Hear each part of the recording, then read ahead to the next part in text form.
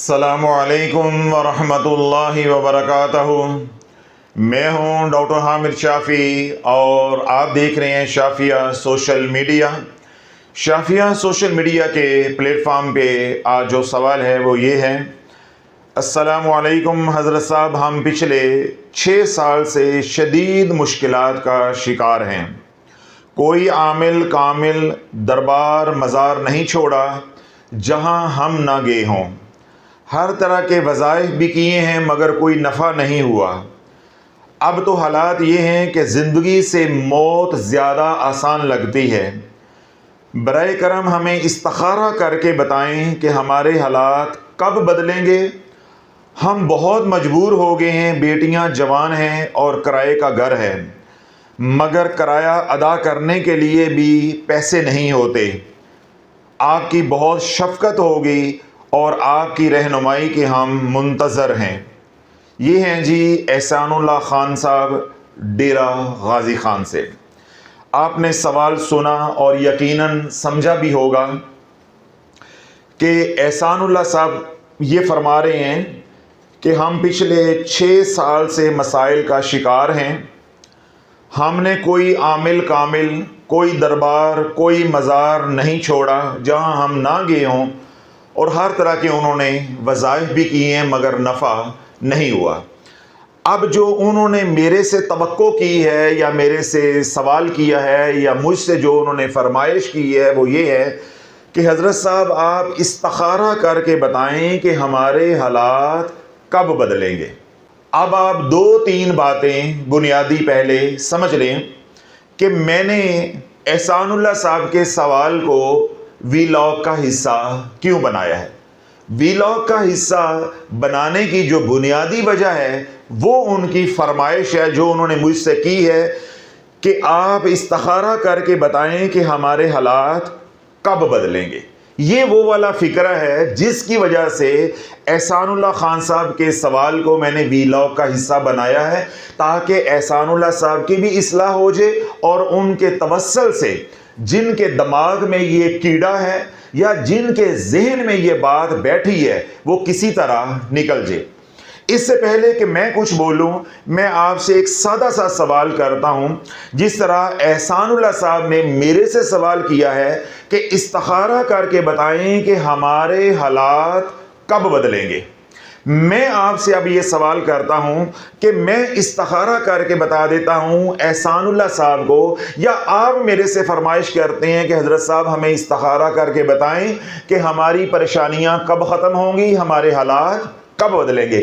میں آپ کو استخارہ کر کے جواب سینڈ کر دیتا ہوں یا بتا دیتا ہوں کہ آپ کے حالات آج سے 10 سال کے بعد بدلیں گے۔ مجھے بتاؤ آپ کے اوپر کیا بیتے گی؟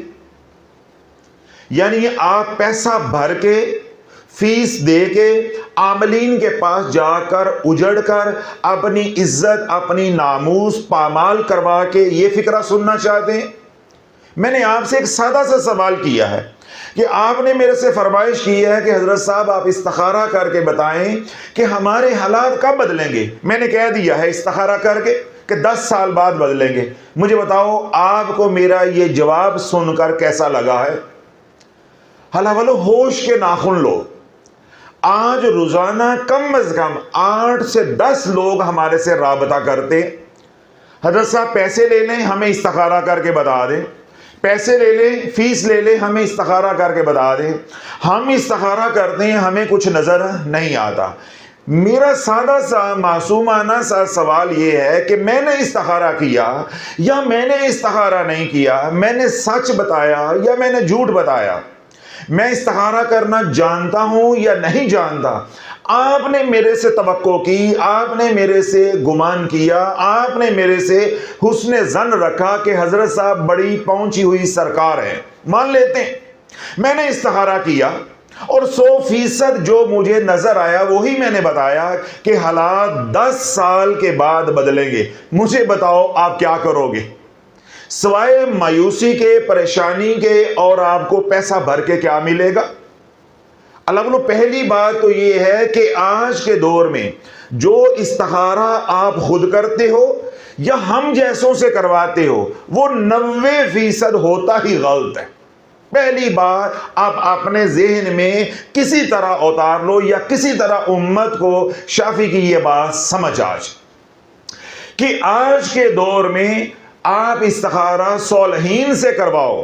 کن سے کرواؤ؟ نیک لوگوں سے، یا خود کرو. وہ 90% غلط ہوتا ہے، اس میں شیطانی خلل ہوتا ہے. اللہ بولو آج تو حضور علیہ الصلوۃ والسلام سے منسوب کر کے خواب سنائے جا رہے ہیں جو من گھڑت ہیں اور جھوٹے ہیں، اور ممبر رسول علیہ الصلوۃ والسلام پر بیٹھ کر سنائے جا رہے ہیں، سوشل میڈیا پہ پبلک کیے جا رہے ہیں. اب تو حضور علیہ الصلوۃ والسلام سے منسوب کر کے غلط خواب جو ہے وہ بیان کر کے دنیا کمائی جا رہی ہے. آپ استخارے کی بات کر رہے ہیں، آپ استخارے کی بات کر رہے ہیں. تو میں نے کیا عرض کیا ہے کہ آج کے دور میں 90% جو خواب ہوتے ہیں، کشفی کیفیات ہوتی ہیں، احوال ہوتے ہیں، وہ فاسد ہوتے ہیں، وہ شیطانی ہوتے ہیں، وہ غلط ہوتے ہیں. تو انہی میں سے ایک استخارہ ہے. تو یوں آج کے دور میں آپ استخارہ کرو گے یا کسی پروفیشنل سے کرواؤ گے، یا آپ کے آس پاس کوئی نیک آدمی رہتا ہے جس کے بارے میں آپ کا حسن ظن ہے، تو میں نے کیا کہا کہ 90% امکان ہے جو وہ بتائے گا وہ غلط ہوگا، یا آپ خود جو دیکھو گے وہ غلط ہوگا. باقی کتنے فیصد لوگ رہ گئے؟ 10%، 8%، 9%، 7%، یا زیادہ سے زیادہ 10%. یہ 10% کون سے ہیں؟ جن کے پاس علم ہے، جن کے پاس علم ہے. اب علم جو ہے وہ کتنوں کے پاس ہے؟ 1-2% کے پاس، 1-2% کے پاس. یہ بھی میرا حسن ظن ہے کہ میں آپ کو مایوس نہیں کرنا چاہتا، یا میں آپ کو اوپر یہ راز نہیں کھولنا چاہتا، یا آپ کو یہ معلومات نہیں دینا چاہتا کہ حضور علیہ الصلوۃ والسلام کی امت اس وقت عملیات کے میدان میں اور روحانیت کے میدان میں کتنی بانجھ ہو چکی ہے. میں آپ کو پریشان نہیں کرنا چاہتا، اس لیے میں حسن ظن رکھ کر یہ بات کہہ رہا ہوں کہ 1-8 کے پاس یا 1-2% کے پاس علم ہے، وہ تو استخارہ کرے گا علم العداد کی مدد سے، یا جو بھی اس کا طریقہ ہے اس طریقے سے استخارہ کرے گا، یعنی علم کے ذریعے. باقی جو نیک لوگ ہیں وہ استخارہ کریں گے خواب کے ذریعے، مسنون دعا کے ذریعے، یا کوئی آیت مبارکہ ہے، کوئی اللہ کا اسم ہے، وہ پڑھ کر سوچیں گے، پھر ان کو جو کیفیت طاری ہوگی وہ آپ کو بتا دیں گے، وہ آپ کو بتا دیں گے. اب ہم حسن ظن رکھ لیتے ہیں کہ 1-2% لوگ ہیں جو علم العداد کے ذریعے یا کسی اور علم کے ذریعے استخارہ کر کے بتاتے ہیں. باقی 5-6%، 7-8% وہ لوگ ہیں جو نیک لوگ ہیں، جن کے بارے میں ہمارا حسن ظن ہے کہ یہ صالحین ہیں، ہمارے مرشد ہیں، ہمارے بزرگ ہیں، علماء حق ہیں، اسی طرح مشائخ ہیں، ہم ان کے بارے میں ایک اچھا تاثر رکھتے ہیں. تو وہ استخارہ کریں گے مسنون دعا پڑھ کے، جو استخارے کی ہے.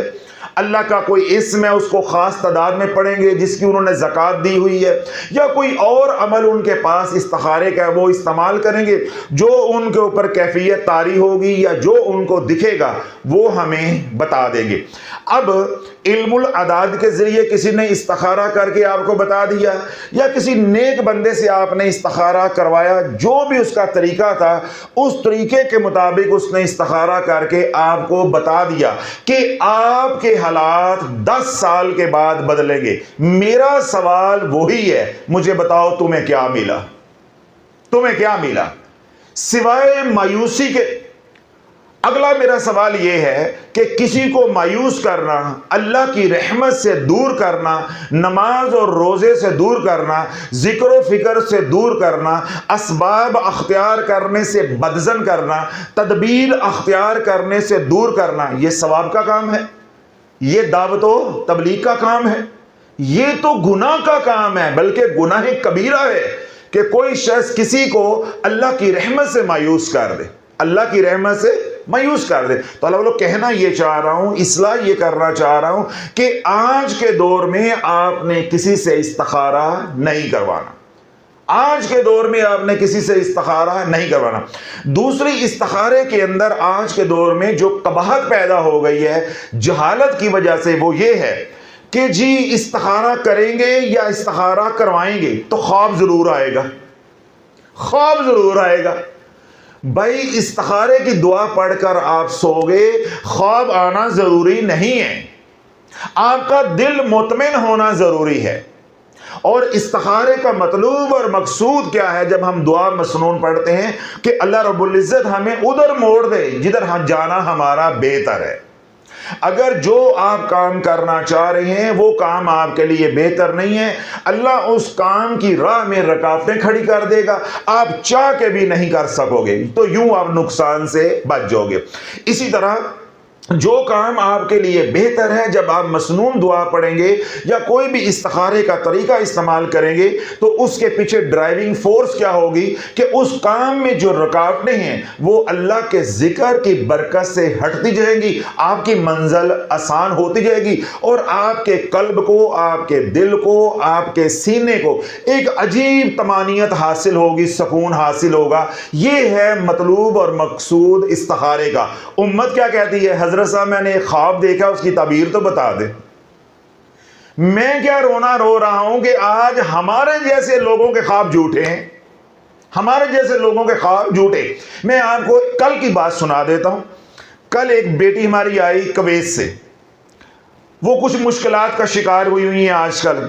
مجھے کہنے لگی حضرت صاحب آپ کو معلوم ہے کہ میں غوث پاک رضی اللہ تعالیٰ عنہ سے بہت محبت رکھتی ہوں، بہت عقیدت ہے مجھے ان سے۔ میں کہا جی اچھی بات ہے، الحمدللہ ہم قادری ہیں، ہمارے سلسلے کے وہ امام ہیں، ہمارے لجوال ہیں، ہمارے مرشد ہیں، ہم نے ان سے پیار نہیں کرنا، محبت نہیں کرنی، تو پھر ہم نے کس سے محبت کرنی؟ ٹھیک ہے، اچھی بات ہے۔ تو میں نے کہا کیا ہوا؟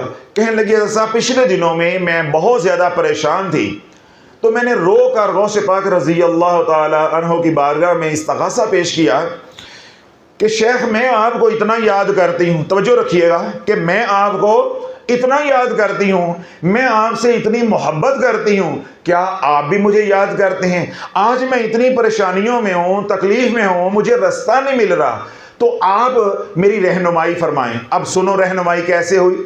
جب رات کو انہوں نے یہ گریہ کی یا یہ راز و نیاز کی یا استغاثہ پیش کرنا کہنے کیا، تو کرم کیا ہوا؟ کیا کہتی ہیں کہ مجھے غوث پاک رضی اللہ تعالیٰ عنہ کی زیارت ہوئی، لیکن واضح نہیں ہوا، یعنی جو شکل و صورت ہے وہ نمایاں نہیں ہوئی کہ وہ پہچان لے، لیکن ان کی موجودگی کا احساس 100% تھا کہ پس پردہ غوث پاک رضی اللہ تعالیٰ عنہ ہم کلام ہیں مجھ سے۔ اچھا، میں نے کہا پھر کیا ہوا؟ کہنے لگی کہ حضرت صاحب غوث پاک رضی اللہ تعالیٰ عنہ نے مجھے فرمایا کہ آپ باقی اعمال جو ہے وہ چھوڑ دو، آپ سورۃ فاتحہ اور سورۃ اخلاص 3 بار روزانہ پڑھا کرو، اللہ آسانیاں فرما دے گا۔ اے کل دا خواب جے، اے تازہ خواب میں نے سنایا، گرم گرم آپ کو، ٹھیک ہے نا، کل کا، یہ پرانا نہیں ہے، کل کی بات ہے۔ غوث پاک رضی اللہ تعالیٰ عنہ سے منسوب جو خواب ہے یا کیفیت ہے یا استخارہ ہے، یہ کل کا میں آپ کو سنا رہا ہوں کہ وہ بچی دیگر اعمال کر رہی ہے، ٹھیک ہے، ہمارے ساتھ وہ منسلک ہے، حلقہ ارادت میں شامل ہے، یعنی مرید ہے۔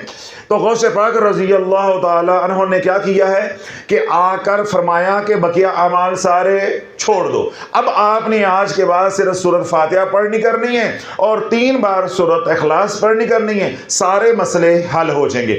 ہوں ساڑی 30 اسمانے لگن دئی، ہماری بیٹی جو ہے اب آسمان کو چھو رہی ہے کہ مجھے غوث پاک رضی اللہ عنہ کی زیارت ہو گئی ہے، مجھے ادھر سے رہنمائی مل گئی ہے۔ او دی قسمت پیڑی، اس نے کل یہ میرے سے شیئر کر دیا۔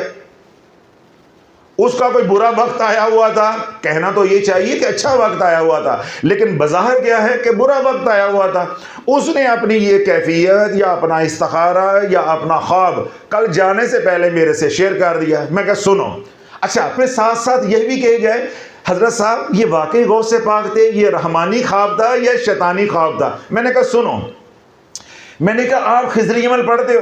کہنے لگی حضرت صاحب میں 2 سال سے خضری عمل پڑھ رہی ہوں، جب سے آپ کے بیانات سوشل میڈیا پہ آنا شروع ہوئے ہیں میں تو تب سے خضری عمل پڑھ رہی ہوں۔ تو میں نے کہا خضری عمل جب آپ ہر نماز کے بعد بیٹے پڑھتے ہو تو آپ اس میں 7 بار سورۃ فاتحہ پڑھتے ہو اور 7 بار ہی سورۃ اخلاص پڑھتے ہو، اور اگر آپ خضری عمل ہر نماز کے بعد پڑھتے ہو تو اس کا مطلب ہے 5 بار پڑھتے ہو۔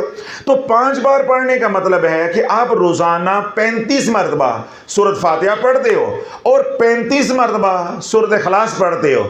اب میں تمہیں کیا کہوں کہ تمہارے کام 35 مرتبہ سورۃ فاتحہ اور 35 مرتبہ سورۃ اخلاص پڑھنے سے نہ ہوئے، اب ایک بار سورۃ فاتحہ اور 3 بار سورۃ اخلاص پڑھنے سے کام بن جائیں گے۔ اللہ بولو کیسی مار ماری جا رہی ہے، کیسی مار ماری جا رہی ہے۔ اب اس بچی کا، اس بیٹی کا ہمارے سے رابطہ نہ ہوتا، یا وہ اپنا یہ خواب یا اپنا یہ استخارہ یا اپنی یہ قلبی واردات میرے سے شیئر نہ کرتی، وہ گھر بیٹھے تمام اعمال کو جو وہ کر رہی تھی، لاکھوں کی تعداد میں درود پاک پڑھا جا رہا ہے، اسم اعظم پڑھا جا رہا ہے، اسی طرح خضری عمل پڑھا جا رہا ہے، صدقہ خیرات کی جا رہی ہے، وہ تمام اعمال کو چھوڑ دیتی اور یہ کہتی کہ مجھے اب شافی کی ضرورت نہیں ہے، میں پیروں فقیروں کو نہیں مانتی، جو پیروں فقیروں کے بھی پیر ہیں میرا ان سے رابطہ ہو گیا ہے، غوث پاک سے بڑا تو پیر نہیں ہے، شافی تو غوث پاک کے جوتوں میں بیٹھنے کے بھی قابل نہیں ہے، میرا کیونکہ اتنی بڑی ہستی سے رابطہ ہو گیا اب مجھے ملتان جانے کی ضرورت نہیں ہے۔ اللہ والو اس کا انجام کیا ہوتا ہے اس بیٹی کا؟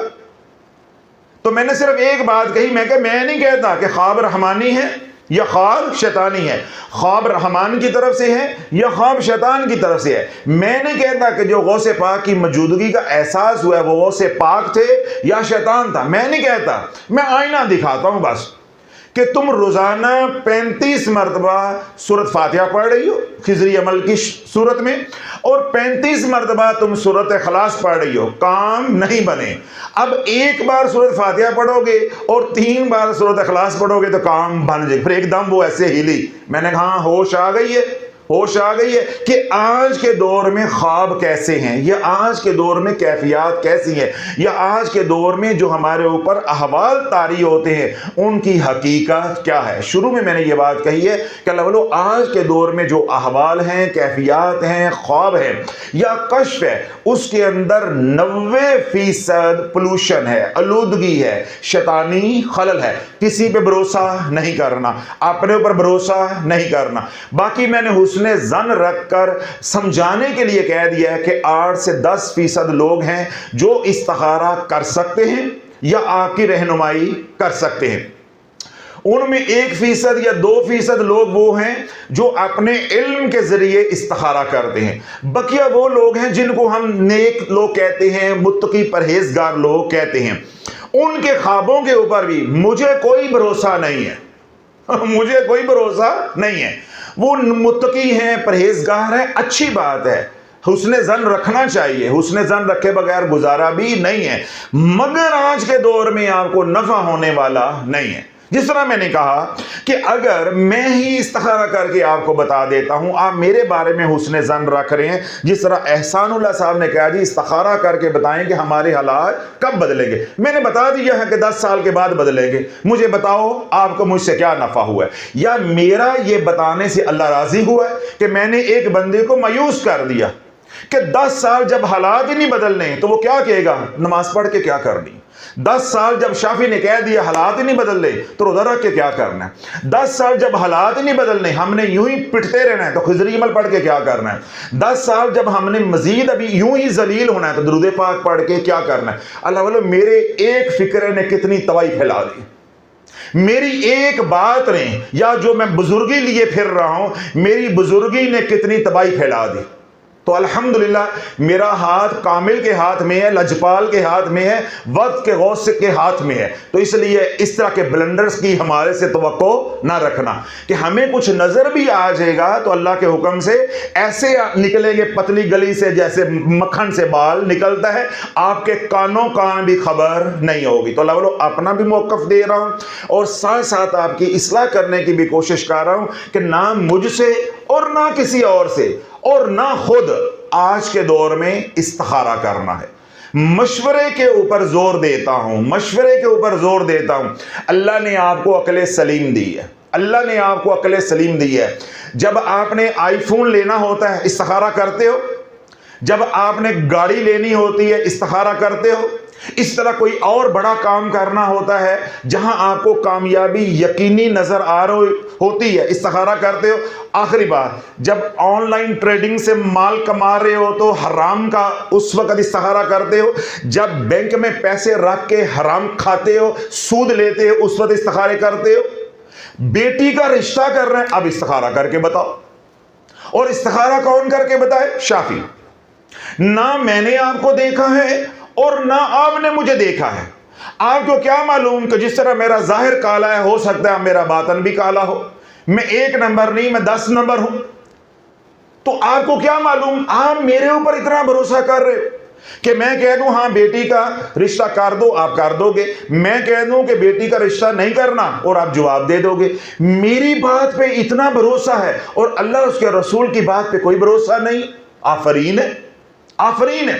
اللہ رب العزت نے مشورے کو فضیلت دی ہے، اہمیت دی ہے کہ اللہ نے آپ کو عقل سلیم دی ہے، آپ تحقیق کریں، جو آپ کے مسائل ہیں آپ تدبیر اختیار کریں، دوست احباب سے، رشتہ داروں سے، اپنے مخلصین سے مشورہ کریں، جب آپ کا کسی بات پہ دل مطمئن ہو جائے فیصلہ کر لیں، پھر کہو توکلت علی اللہ، پھر اللہ پہ بھروسہ کرو، اللہ کرم فرما دے گا۔ اگلی بات اور آخری بات، ایک نہیں، 2 نہیں، درجنوں مثالیں آپ کی زندگی میں موجود ہے، کبھی آپ نے توجہ نہیں کی۔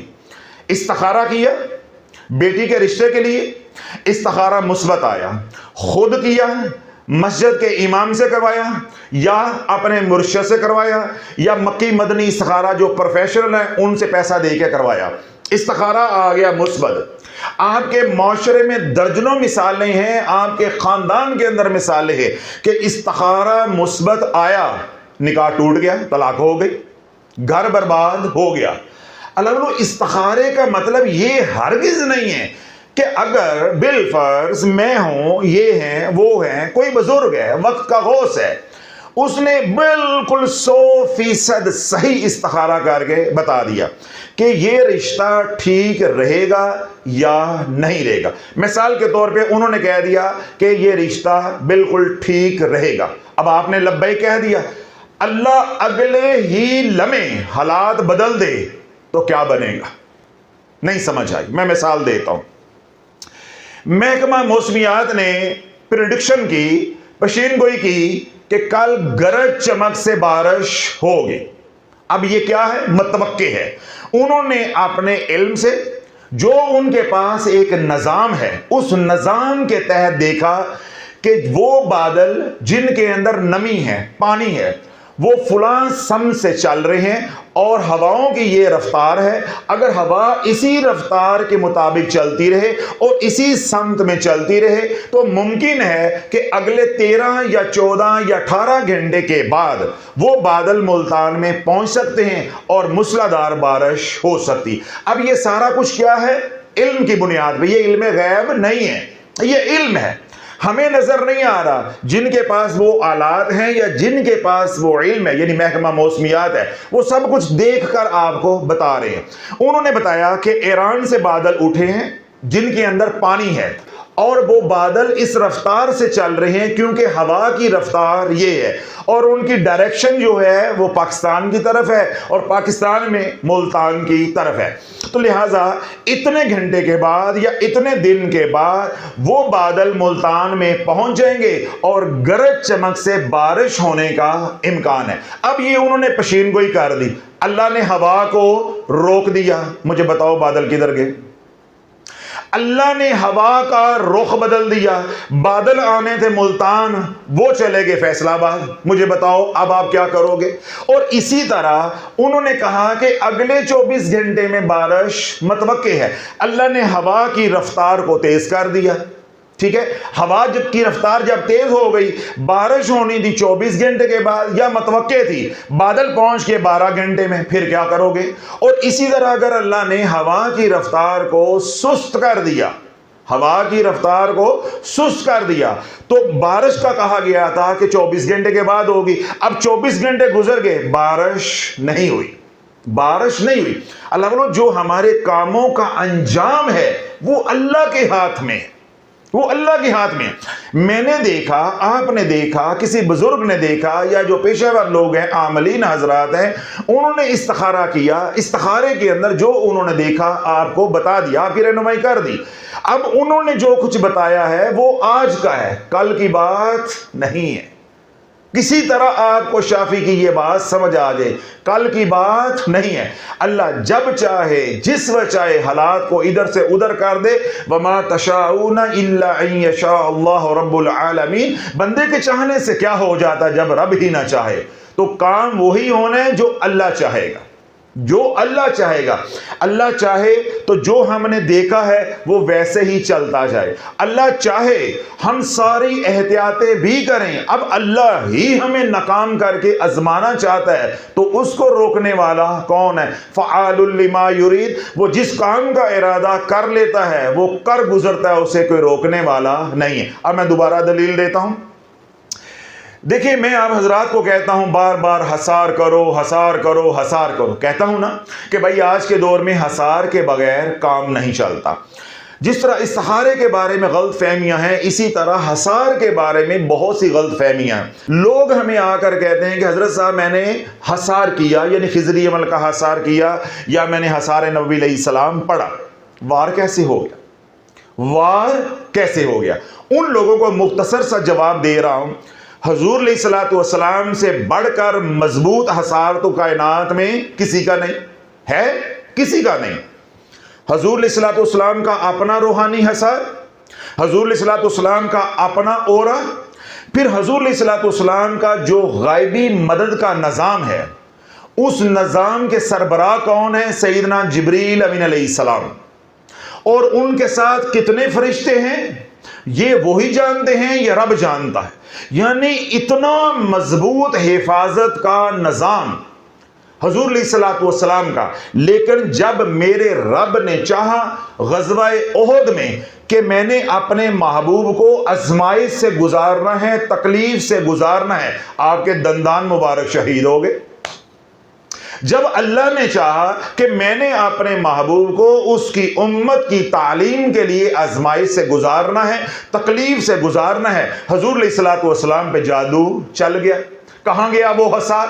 جو حضور علیہ الصلوۃ والسلام کی اپنی روحانی طاقت ہے، کہاں گئی وہ طاقت؟ جب رب نے چاہا تو وہ وار چل گیا۔ جبکہ حضور علیہ الصلوۃ والسلام کا اسم پاک یعنی محمد ایسا بابرکت نام ہے، میں کیا کہتا ہوں کہ جہاں کوئی ورد وظیفہ نہیں چلتا وہاں اسم محمد چلتا ہے۔ آپ درود پاک پڑھنا شروع کر دو، حضور کا نام لینا شروع کر دو، حضور علیہ الصلوۃ والسلام کا ذکر شروع کر دو، ذکر رسول علیہ الصلوۃ والسلام کی برکت سے تمہارا جادو ٹوٹ دے گا۔ علامہ جلال الدین سیوطی رحمۃ اللہ علیہ فرماتے ہیں کسی بھی علاقے میں، بستی میں، وادی میں، یعنی کوئی بھی جگہ ہے جہاں پہ ایک بار سال میں ذکر رسول علیہ الصلوۃ والسلام کی محفل ہو جائے، میلاد مصطفیٰ علیہ الصلوۃ والسلام کا انعقاد ہو جائے، اللہ رب العزت اس بستی کو، اس وادی کو، اس علاقے کو، اس قصبے کو سال بھر آسمانی اور زمینی آفات و بلیات سے محفوظ کر دیتا ہے۔ یہ حضور کے نام کا معجزہ ہے۔ لیکن جب اللہ نے چاہا تو حضور پہ ہی جادو چل گیا۔ جب اللہ نے چاہا تو حضور پہ ہی جادو چل گیا۔ تو اللہ والو آپ نے اعمال کرنے ہیں، تدبیر اختیار کرنی ہے، اسباب اختیار کرنے ہیں، لیکن اس کا مطلب یہ نہیں ہے کہ آپ نے آیت الکرسی پڑھ لی تو ڈکیتی ہو نہیں سکتی، آپ نے آیت الکرسی پڑھ لی تو حادثہ ہو نہیں سکتا۔ یہ ذہن نہیں بنا لینا۔ اللہ چاہے تو آپ نے 101 بار بھی آیت الکرسی پڑھی ہوگی، ڈکیتی ہو کر رہے گی۔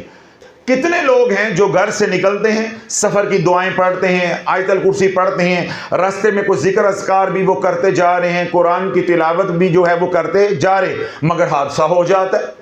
کتنے لوگ ہیں جنہوں نے آیت الکرسی رات کو پڑھی لیکن چوری ہو گئی، ڈکیتی ہو گئی۔ اس طرح کتنے لوگ ہیں جنہوں نے گھر میں زیور رکھا، بالخصوص خواتین نے زیور چھپا کے رکھا، آیت الکرسی بھی پڑھی، ماسی لے کر نکل گئی، ماسی لے کر نکل گئی۔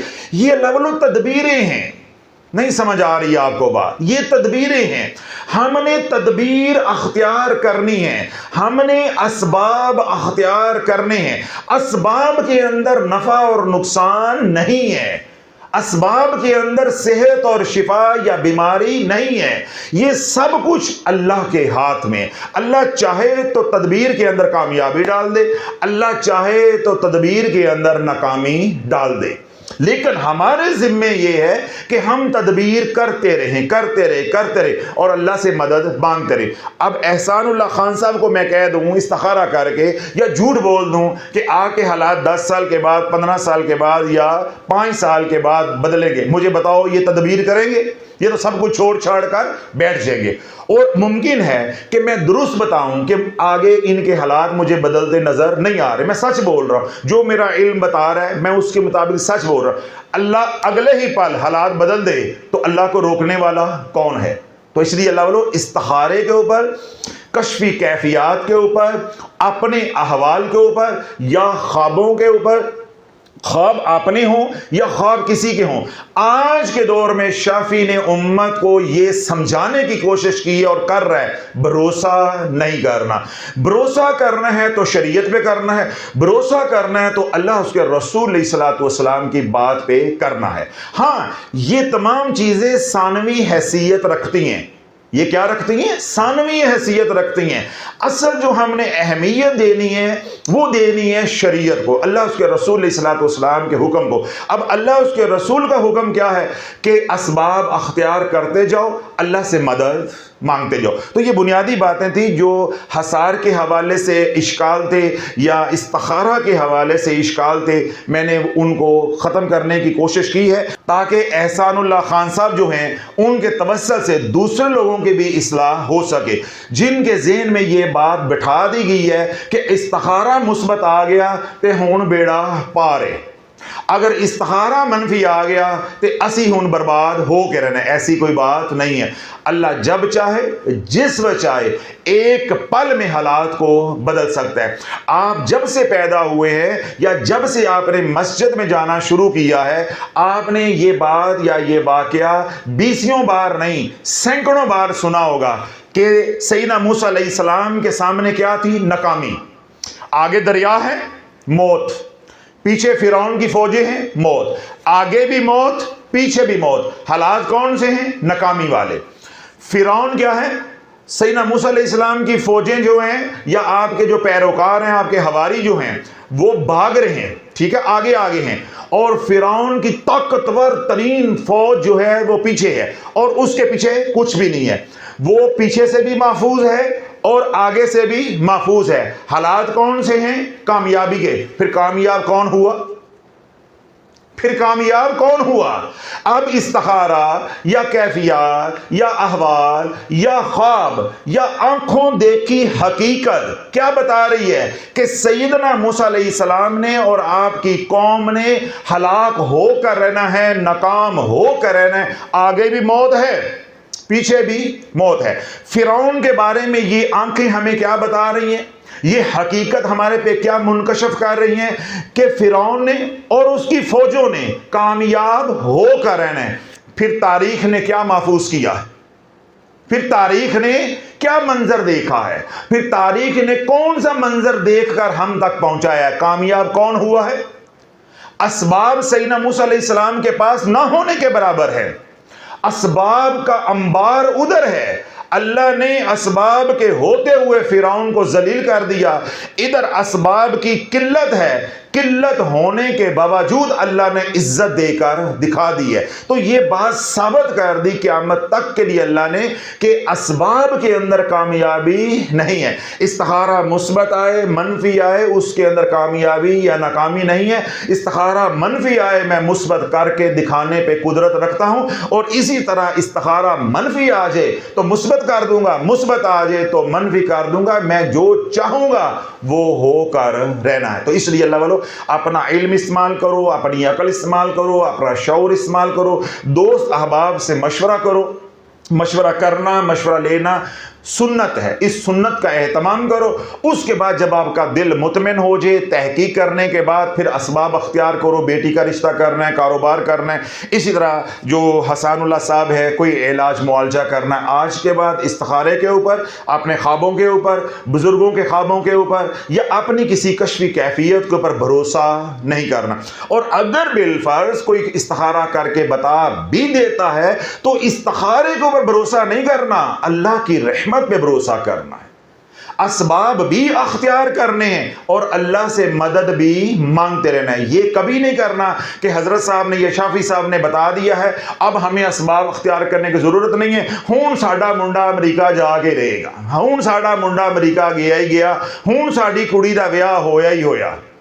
تو شافی تو خود امت کو بتاتا ہے ٹنگے نہیں ٹنگے جاؤ گے، پل بھر میں میرے پہ بھروسہ کیا اللہ روٹھ جائے گا، اللہ روٹھ جائے گا، اس پہ بھروسہ کیا اللہ روٹھ جائے گا۔ بھروسہ ہم نے اللہ کی رحمت پہ کرنا ہے، اسباب پہ بھروسہ نہیں کرنا۔ ابھی میں نے دلیل بھی دی ہے کہ اسباب کی بات کی جائے تو اسباب تو فرعون کے پاس تھے، سیدنا موسیٰ علیہ السلام کے پاس تو اسباب نہ ہونے کے برابر تھے، تو اللہ نے بغیر اسباب کے کامیاب کر کے دکھا دیا۔ اور جہاں اسباب کا انبار ہے، قلت نہیں ہے، کثرت ہے اسباب کی، اللہ نے ناکام کر کے دکھا دیا۔ تو اللہ بولو آج کے بعد استخارے کی جو خبر ملے اس کو حرف آخر نہیں سمجھنا۔ حرف آخر اللہ کا حکم ہے، حرف آخر مدینے والے کی بات ہے، خلاص۔ کسی پیر کی بات حرف آخر نہیں ہے، کسی شخصیت کی بات حرف آخر نہیں ہے، کسی کا استخارہ، کسی کا حال، کسی کا خواب، کوئی حرف آخر نہیں ہے۔ آج کے بعد ہم نے شریعت کے مطابق چلنا ہے، یعنی مشورے کو مقدم جاننا ہے استخارہ پہ۔ تو جو اسباب اختیار کرنے کا اللہ نے حکم دیا ان اسباب کو اختیار بھی کریں گے اور ساتھ ساتھ اللہ سے مدد بھی مانگتے رہیں گے۔ اب آتے ہیں حسان اللہ صاحب کے سوال کی طرف۔ آپ حضرات نے ان کا سوال سنا، شاید آپ کے ذہن میں تھوڑا بہت رہ گیا ہو۔ انہوں نے یہ عرض کیا ہے کہ ہم پچھلے 6 سال سے شدید مشکلات کا شکار ہیں، کوئی عامل کامل دربار مزار نہیں چھوڑا جہاں ہم نہ گئے ہوں، ہر طرح کے وظائف بھی کیے ہیں مگر کوئی نفع نہیں ہوا۔ اب تو حالت یہ ہے کہ زندگی سے موت زیادہ آسان لگتی ہے۔ آگے پھر وہ والا سوال شروع ہو جاتا ہے جس کا میں نے تفصیلی جواب دیا ہے یا جس کی وجہ سے میں نے ویلاگ کیا ہے کہ ہمیں استخارہ کر کے بتائیں کہ ہمارے حالات کب بدلیں گے۔ اب یہ بات تو مکمل ہو گئی ہے، اب ہم نے پہلی بات کو پکڑنا ہے، تشخیص کرنی ہے، پھر علاج جو ہے ان کی خدمت میں عرض کرنا ہے۔ اب جو ان کا مسئلہ ہے وہ کیا ہے کہ 6 سال سے وہ پریشان ہے، جو ان سے بن پڑا انہوں نے کیا ہے، یعنی وظائف بھی کیے ہیں اور انہوں نے تعویذ دھاگا بھی کروایا ہے، درباروں پہ مزارات پہ حاضری بھی دی ہے، لیکن بات نہیں بنی۔ اگر آپ نے اس بات کو یا حسان اللہ صاحب کے مسئلے کو، پریشانی کو توجہ کے ساتھ سنا ہے اور اگر آپ میرے بیانات سننے والے ہیں تو آپ نے خود بھی اپنے اندر تشخیص کر لی ہوگی کہ حسان اللہ خان صاحب کا کام اس لیے نہیں بن رہا کہ یہ رجت کے مریض بن چکے ہیں۔ کیوں؟ وہ کیا کہہ رہے ہیں کہ ہم ہر دربار مزار پہ بھی گئے ہیں 6 سال میں، تعویذ دھاگا بھی کیے ہے، عاملین سے علاج بھی کروایا ہے اور ہر طرح کے وظائف بھی کیے ہیں۔ اب یہ جو حسان اللہ صاحب ہے، ان کے اوپر جو حالات آئے ہیں وہ ہو سکتا ہے عذاب ہوں، جو حالات آئے ہیں ہو سکتا ہے وہ آزمائش ہو، جو حالات آئے ہیں ہو سکتا ہے اللہ کی نافرمانی کی وجہ سے آئے ہوں، جو حالات آئے ہیں ہو سکتا ہے اللہ ان کو اپنے قریب کرنا چاہتا ہو۔ مگر انہوں نے بلنڈر کیا کیا ہے کہ انہوں نے اوراد و وظائف شروع کر دیے۔ انہوں نے بلنڈر کیا کیا ہے کہ انہوں نے درباروں مزاروں پہ جا کر تعویذ دھاگا کرنا شروع کر دیا، بجائے کہ اللہ سے اپنا تعلق مضبوط کرتے انہوں نے عاملین سے اپنا تعلق مضبوط کیا اور اوراد و وظائف سے اپنا تعلق جو ہے وہ مضبوط کرنے کی کوشش کی۔ اب اوراد و وظائف کا کیونکہ انہیں علم نہیں تھا کہ ان کے ساتھ شرائط ہوتی ہیں، جب انہوں نے رنگ برنگے وظائف شرائط کے بغیر پڑھے تو اب حسان اللہ صاحب رجت کے مریض بن چکے ہیں۔ اب یہاں بڑی اہم بات ہے اور آپ نے توجہ کے ساتھ سننی ہے۔ اگر یہ نقطہ آپ کو سمجھ آ گیا اور آپ کے ساتھ بھی اسی طرح کے مسائل ہیں تو گھر بیٹھے ہی اللہ کے حکم سے حل ہو جائیں گے۔ جادو اور رجت، نہیں توجہ، بیان روک دوں، تھوڑی سی ریسٹ دے دوں آپ لوگوں کو۔ جادو اور رجت، ان دونوں میں جو بنیادی فرق ہے جس سے آپ یوں تشخیص کر لیں گے گھر بیٹھے، یوں تشخیص کر لیں گے، وہ کیا ہے؟ اگر صرف جادو ہوگا، اگر صرف جادو ہوگا، آپ اعوذ باللہ من الشیطان الرجیم ہر نماز کے بعد 11 بار یا 21 بار پڑھنا شروع کر دو گے، جادو ٹوٹنا شروع ہو جائے گا۔ اگر صرف جادو ہوگا، آپ ہر نماز کے بعد 21 بار بسم اللہ الرحمن الرحیم پڑھنا شروع کر دو گے، جادو ٹوٹنا شروع ہو جائے گا۔ اسی طرح اگر صرف جادو ہے یا کالی نظر ہے، آپ ہر نماز کے بعد محض 3 بار سورہ فلق ناس یا چاروں کل 3 بار پڑھنا شروع کر دو گے، جادو ٹوٹنا شروع ہو جائے گا۔ اگر محض جادو ہے، آپ ہر نماز کے بعد محض 3 بار آیت الکرسی پڑھنا شروع کر دو گے، جادو ٹوٹنا شروع ہو جائے گا۔ اگر محض جادو ہے، آپ رات سونے سے پہلے سورہ ملک پڑھنا شروع کر دو گے، جادو ٹوٹنا شروع ہو جائے گا۔ اگر محض جادو ہے، آپ روزانہ سورہ یاسین پڑھ کے پانی پہ دم کر کے وہ پانی پینا شروع کر دو گے، جادو ٹوٹنا شروع ہو جائے گا۔ اگر محض جادو ہے، آپ سورہ رحمان روزانہ پڑھ کے صبح و شام کسی وقت 24 گھنٹے میں پانی پہ دم کر کے وہ پانی پینا شروع کر دو، کوئی پیارا ہے اس کو پلانا شروع کر دو، جادو ٹوٹنا شروع ہو جائے گا۔ اسی طرح اگر محض جادو ہے تو آپ روزانہ 21 بار سورۃ اخلاص بسم اللہ شریف کے ساتھ پڑھنا شروع کر دو تو جادو ٹوٹنا شروع ہو جائے گا۔ کتنے طریقے میں نے بتا دیے؟ میرا خیال ہے 7-8 طریقے بتا دیے۔ اگر تو ہوگا محض جادو، بڑا اہم نقطہ ہے، توجہ رکھیے گا، اگر تو ہوگا جادو تو جادو ٹوٹنا شروع ہو جائے گا، اور اگر ہے رجت تو حالات اور بدتر ہونا شروع ہو جائیں گے، حالات اور بدتر ہونا شروع ہو جائیں گے۔ جوں آپ پڑھتے جاؤ گے حالات اور بدتر ہوتے جائیں گے، یا حالات 2-4 دن 5 دن ہفتہ 10 دن 15 دن مہینہ 2 مہینے، منڈی میں نہیں کھڑا بولی نہیں لگا رہا، 3 مہینے خلاص، 3 دن سے لے کر 90 دن تک عمل کامیابی کے ساتھ چلے گا۔ کم از کم میعاد کتنی ہے؟ 3 دن۔ 3 دن عمل چلے گا، 3 دن کے بعد وہی عمل سے نفع نہیں ہوگا۔ 3 دن عمل چلے گا، پھر اسی عمل سے نفع نہیں ہوگا، یا عمل چلے گا 10 دن بعد بند ہو جائے گا، 15 دن بعد بند ہو جائے گا، مہینے بعد بند ہو جائے گا، 2 مہینے بعد بند ہو جائے گا، زیادہ سے زیادہ 3 چاند۔ کتنے چاند؟ 3۔ قمری مہینے کے جو چاند ہیں 3، تو اپروکسیمیٹلی کتنا ہو گیا؟ 90 ڈیز، 90 دن۔ زیادہ سے زیادہ 90 دن کوئی وظیفہ آپ کو نفع دے گا، اس کے بعد اسی عمل سے آپ کو نفع نہیں ہوگا۔ جب اعمال سے نفع ہونا شروع ہو جائے، حالات بدلنا شروع ہو جائیں، رستے بند کھلنا شروع ہو جائیں، تو سمجھ لو کہ میں جادو کا مریض تھا، جادو ٹوٹ گیا، نیگیٹو انرجی ختم ہو گئی اور مجھے نفع ہونا شروع ہو گیا، یعنی میں کامیاب ہو گیا۔ اگر آپ اعمال کرتے ہیں اور اعمال چلتے چلتے رک جاتے ہیں، یا اعمال سے نفع نہیں ہوتا، یا اعمال کرنے کے بعد حالات اور بدتر ہوتے جا رہے ہیں، جس طرح حسان اللہ صاحب نے لکھا کہ 6 سال سے ہم نے ہر طرح کا وظیفہ بھی کیا اور ہر جگہ پہ حاضری بھی دی، حالات بد سے بدتر ہے، اور اب تو یہ حالات ہیں کہ زندگی سے زیادہ موت آسان لگتی ہے، یعنی ہر آنے والے لمحے میں نیچے نیچے نیچے جا رہے ہیں، جوں پڑھائی کرتے جا رہے ہیں تو نیچے اترتے جا رہے ہیں۔ اب آپ یقین کر لیں اور 100% کر لیں کہ آپ رجت کے مریض بن چکے۔ اگر آپ کو میری باتوں کی تفصیل چاہیے، یعنی مزید تفصیلات آپ کو چاہیے، تو آپ ہمارے آفیشیل چینل تلاش پہ جائیں، ویڈیو لسٹ پہ جائیں۔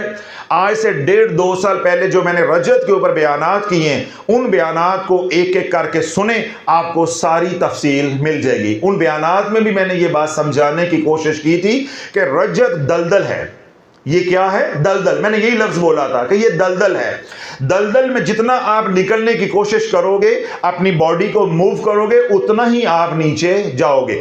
جہاں ہو وہیں ٹھہر جاؤ، پھر اللہ کی مدد کا انتظار کرو۔ کوئی کرین لے کر آ جائے گا، کوئی کرین لے کر آ جائے گا، یا کوئی اور اسباب لے کر آ جائے گا۔ کسی کے نکالے نہیں سمجھ آئی، نہیں سمجھ آئی، مزہ نہیں آیا۔ میں اتنا کھپا ہوں اس فکرے کے لیے، پر مزہ نہیں آیا۔ اب نکلو گے تو کسی کے نکالے نکلو گے۔ پھر شافی پوچھے گا، اسی تے پیراں فقیراں نو نہیں مندے؟ اسی نہیں جی مندے پیراں فقیراں نو، اسی جی جادو ٹونے نو نہیں مندے۔ تو میں یہاں کیا جوتے پھیر کے بیچتا ہوں کہ میرے سامنے یہ فکرے مت بولو۔ یہ فکرے اچھے لگتے ہیں، ہاتھ میں سگریٹ ہو، آگے کافی کا کپ ہو، اور بندہ اواری ہوٹل میں بیٹھا ہو، وہاں یہ فکرے اچھے لگتے ہیں۔ کیوں؟ جاہل کے سامنے جاہل جو کچھ بھی بولے گا اس کو کیا پتا چلنا ہے؟ میرے سامنے یہ فکرے نہیں بولو کہ آپ کا جو بھرم ہے وہ ختم ہو رہا ہے. یہ جہالت ہے, یہ جہالت ہے کہ ہم پیروں فقیروں کو نہیں مانتے, ہم بڑوں کو نہیں مانتے. بڑوں کو نہ ماننے والا باعمل ہوتا ہے, اہل علم ہوتا ہے, یہ جاہل ہوتا ہے, جاہل ہوتا ہے.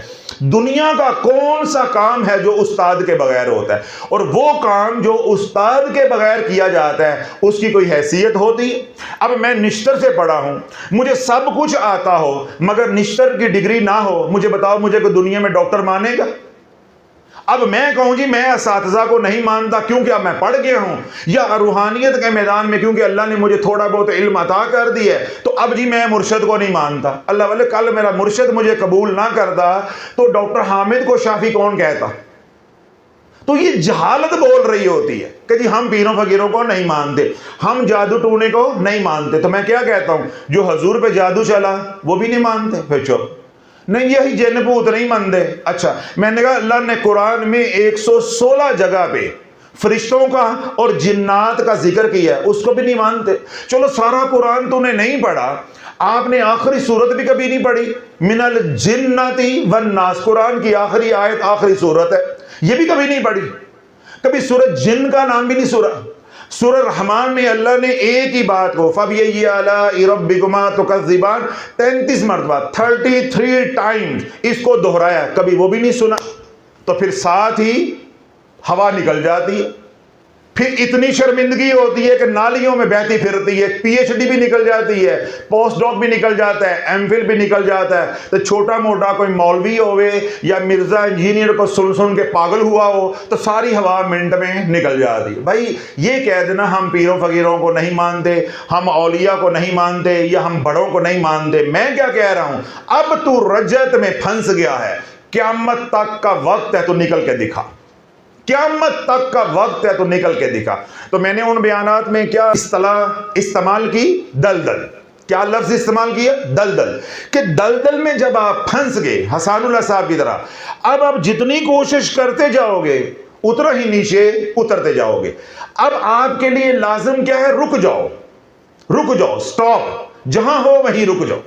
جو اعمال کر رہے ہو, جو حرکت کر رہے ہو, جو تدبیر کر رہے ہو, جو اسباب اختیار کر رہے ہو, سب کچھ چھوڑ دو, سب کچھ چھوڑ دو.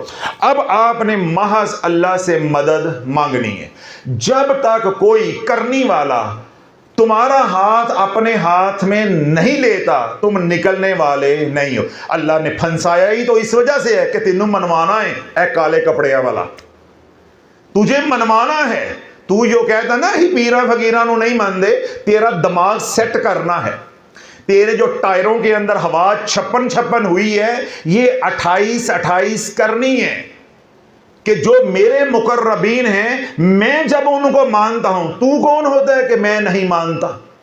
میں مان کے راضی ہوں, تو انکار کر کے راضی ہے. پھر میں تجھے ایسی دلدل میں پھنساؤں گا کہ پھر تو نے ان کو کیا ماننا ہے, تو پھر شمشان گھاٹ کی مٹی کو بھی مانے گا, پھر تو قبر کی مٹی کو بھی مانے گا, پھر تو کالے جادو کو بھی مانے گا, پھر تو الو کو بھی مانے گا کہ ہاں الو سے بھی جادو ہوتا ہے, الو سے بھی جادو ہوتا ہے. پھر تو 2 قطرے لال دوائی کے بھی مانے گا, ہاں بھائی بڑا خطرناک جادو ہوتا ہے.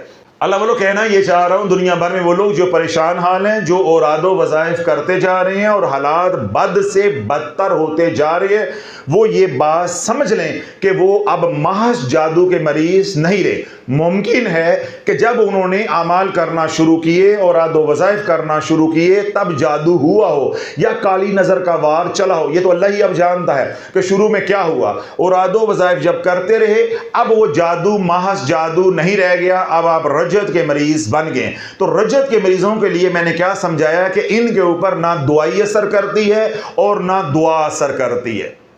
یعنی نہ تو بدنی مسئلہ ہوگا تو کوئی علاج اثر کرے گا, اور اسی طرح نہ ہی کوئی ورد وظیفہ اثر کرے گا. تو ان کو میں نے کیا تلقین کی ہے کہ اگر حسان اللہ نیازی صاحب کی طرح آپ کے بھی حالات ہیں ایسے, تو آپ جہاں ہو وہیں رک جاؤ, تمام اعمال کو آپ نے بند کر دینا. اب جب تک پہلے رجت کا علاج نہیں ہوگا جادو کا علاج نہیں ہو سکتا. اب یہ دیوار ہے, دیوار کے پیچھے خزانہ ہے, دیوار کے پیچھے نفع ہے یا نقصان ہے، یا دیوار کے پیچھے کیا ہے جو ہم نے دیکھنا ہے؟ تو دیوار ہٹے گی تو سب کچھ سامنے آئے گا۔ اب یہ رجت بن گئی ہے دیوار، چاہے آپ اپنا بدنی علاج کریں تو یہ کامیاب نہیں ہونے دے گی، چاہے آپ اپنا روحانی علاج کریں تو یہ دیوار کامیاب نہیں ہونے دے گی۔ اب ہم نے اپنی صلاحیتیں جادو کے علاج کے اوپر یا کسی اور کام کے اوپر نہیں لگانی، ہم نے اپنی صلاحیتیں لگانی ہے کہ رجت کا علاج کامیابی کے ساتھ ہو جائے۔ جب رجت ہٹ جائے گی، اگر بدنی مسئلہ ہے اس کا علاج کروائیں گے کامیاب ہو جائے گا، بیٹیوں کے رشتے کا مسئلہ ہے تھوڑا سا روحانی علاج کریں گے کامیاب ہو جائے گا، اس طرح مالی مسئلہ ہے تھوڑا سا علاج کریں گے اللہ رزق کے دروازے کھول دے گا۔ جب تک یہ دیواریں چین ختم نہیں ہوتی، جب تک یہ دیواریں چین درمیان میں سے نہیں نکلتی، تیری چینچی بند ہونے والی نہیں ہے، نہ چینچی بند ہونی ہے نہ چونچو بند ہونی ہے۔ تو نے 10 سال بعد بھی چین چین چون چون کرتے ہی رہنا ہے، حضرت صاحب مر گئے مر گئے مر گئے مر گئے مر گئے، یہ تو نوحہ ختم ہی نہیں ہونا۔ اس لیے سمجھایا ہے کہ دنیا بھر میں وہ لوگ جو اعمال کرتے ہیں مگر اعمال سے نفع نہیں ہوتا بلکہ حالات اور بدتر ہوتے ہیں، تو ان کو میں نے پیغام دیا ہے یا ان کی اصلاح کرنے کی کوشش کی ہے کہ آپ کے اوپر جادو تھا، ہوگا، اللہ جانتا ہے، مگر اب آپ رجت کا شکار ہو چکے، اب آپ کے جادو کا علاج نہیں ہو سکتا جب تک آپ پہلے رجت کا علاج نہیں کریں گے۔ اب اگلی بات اور انتہائی اہم بات اور آپ کے لیے انتہائی پر امید بات وہ کیا ہے کہ جب آپ جادو کا علاج چھوڑ کر رجت کا علاج کرنا شروع کر دو گے، جوں جوں رجت کم ہوتی جائے گی جادو خود ہی ٹوٹتا جائے گا۔ جتنی میں نے آپ کو ٹینشن دی اب ساری ختم کر دی، جتنا آپ میرا بیان سن کر پریشان ہوئے تھے مایوس ہوئے تھے الحمدللہ وہ ساری مایوسی نکل گئی۔ جب آپ رجت کا علاج کامیابی کے ساتھ کر لو گے یا کرنے میں کامیاب ہو جاؤ گے، جوں جوں آپ رجت کا علاج کرتے جاؤ گے اللہ کے حکم سے جادو ویسے ہی ٹوٹتا جائے گا۔ کیوں؟ جادو کی رجت کے نزدیک کوئی اوقات نہیں ہے، کوئی حیثیت نہیں، کوئی حیثیت نہیں۔ میں کیا کہتا ہوں کہ میں آپ کو مثال بھی نہیں دے سکتا، میرے پاس مثال کے لیے بھی الفاظ نہیں ہے کہ میں آپ کو کہوں کہ جادو 1000% ہوتا ہے اور رجت 1,00,000% ہوتی ہے، یعنی 1:1000 کی ریشو، میں یہ بھی نہیں کہہ سکتا۔ یعنی رجت کے نزدیک جادو کی کوئی اوقات ہی نہیں ہے، کوئی حیثیت ہی نہیں ہے۔ ہم علاج کریں گے رجت کا جادو خود ہی مٹ جائے گا۔ بتاؤ یہ قابل ذکر ہے جس نے آپ کی چیخیں نکلوائی ہوئی ہیں؟ ہاں، اللہ مارنے پہ آئے، اللہ مارنے پہ آئے وہ ہاتھیوں کو چڑیوں سے مروا دے، اللہ مارنے پہ آئے اللہ نہ کرے آپ کو کانٹا چبھے پاؤں میں یا ہاتھ میں اور آپ ڈائبیٹک پیشنٹ ہو، زخم خراب ہو جائے، اللہ مروا دے، یہ ایک الگ معاملہ ہے۔ ہم نے جو بات کرنی ہے وہ معمول کی کرنی ہے، علم اور مشاہدے تجربے کی بنیاد پہ کرنی ہے۔ رجت کا جادو کے ساتھ کوئی موازنہ نہیں ہے، جادو کی کوئی حیثیت نہیں۔ آپ جادو میں پھنس گئے، دن میں 4 5 بار شافی کی طرح جادو ہو، رب نہیں مارنا چاہتا، زمانہ مل کے بھی مار نہیں سکتا، زمانہ مل کے بھی مار نہیں سکتا۔ اور اگر اللہ نہ کرے رجت میں پھنس گئے تو جب تک پھر اللہ نہیں نکالتا اور اللہ والے نہیں نکالتے تو لالا تو نہیں نکال سکتا۔ کسی طرح آپ کو میری یہ بات سمجھ آ جائے، یہ ایسی دلدل ہے۔ تو ہم نے علاج کس کا کرنا ہے؟ رجت کا۔ اب رجت کا علاج کیا ہے کہ دن رات درود ابراہیم، دن رات درود ابراہیم، جب تک پکی سچی سچی صدقے دل سے توبہ نہیں کرو گے شافی کے کالے کپڑوں کی طرح اندر باہر تمہارا کالا ہو جائے گا، ذلیل و خوار ہو جو کہ شافی نے قیامت تک کا وقت دیا ہوا ہے۔ تمہارا علاج ہو جائے، جو سزا چور کی وہ شافی لینے کو تیار ہے جب تک اوراد و وظائف سے توبہ نہیں کرو گے۔ 20 بار آج فکرہ بول چکا ہوں، جہاں ہو وہیں رک جاؤ، جو پڑھ رہے ہو سب کچھ چھوڑ دو، 5 سورتہ پڑھ رہے ہو، آیت کریمہ پڑھ رہے ہو، دعائیں پڑھ رہے ہو، جو کچھ بھی کر رہے ہو، نیلا پیلا چٹا کالا، دبانے والا لٹکانے والا جلانے والا کھانے والا، اگے شاہ پچھے شاہ کرنٹ شاہ سولر شاہ کھبے شاہ، سب کچھ بند کر دو، جہاں ہے وہیں رک جاؤ، اللہ سے لو لگاؤ۔ کوئی اللہ والا مل جائے گا؟ ہاتھ تھام کے آپ کو نکال دے گا. یہ ہے طریقہ, باقی اور کوئی طریقہ نہیں ہے. جب اس امت کو رجت کا علم نہیں تھا, سارا کچھ شافی نے 2.5 سالوں میں کھولا ہے, تو علاج کا ان کو علم ہے.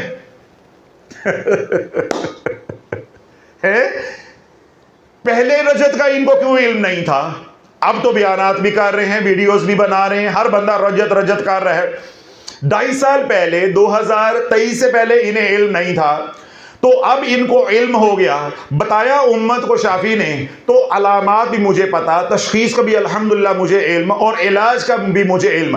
اس کا مطلب ہے کہ رجت کا بتاؤں گا میں, تو علاج جو ہے یہ کریں گے, علاج یہ کریں گے. تو اللہ بولو علاج کی مد میں زمرے میں بھی میں آپ کو یہ بتا رہا ہوں کہ جہاں ہو وہیں رک جاؤ, کوئی عمل نہیں کرنا. 2 عمل آپ نے کرنے ہیں: 5 وقت کی نماز, قرآن کی تلاوت, اور قرآن کی بھی تلاوت 1-2 رکوع سے زیادہ نہیں کرنی. کیوں؟ اب ہم علاج چاہتے ہیں, ثواب کی بات نہیں ہو رہی, شریعت کی بات نہیں ہو رہی. 1-2 رکوع قرآن کا پڑھنا ہے تاکہ قرآن کی تلاوت کا حکم جو ہے اس کی تعمیل ہوتی رہے, خلاص.